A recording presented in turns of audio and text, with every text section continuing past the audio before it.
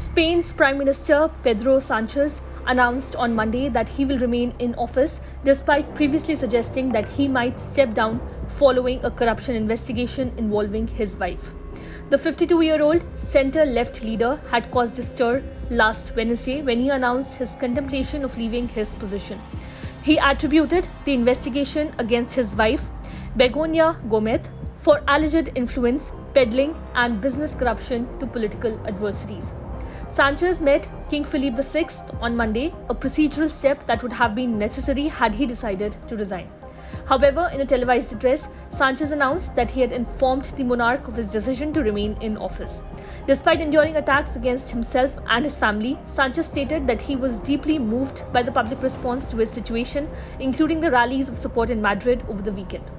While thousands showed their support for Sanchez during the rallies, his political adversaries have intensified their criticism, accusing him of seeking sympathy and neglecting his responsibilities as Prime Minister.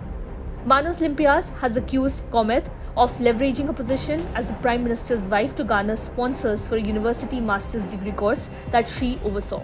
In his 4-page letter, Sanchez remarked that the complaint from Manos Limpias was founded on reports from news outlets with clear right-wing and far-right political affiliations, adding, as is only logical, Begoña Gómez will defend her honor and will cooperate with the justice system as much as is necessary to clear up facts that are as scandalous in appearance as they are non-existent.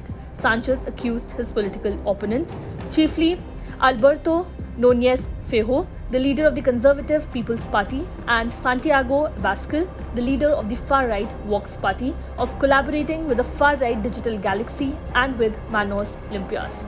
His contemplation of resignation had exacerbated the ongoing turmoil in Spanish politics, characterized by a fragmented parliament that has faced challenges in forming coalition governments after closely contested elections. The prospect of a new election loomed, which would have marked the fourth in 5 years.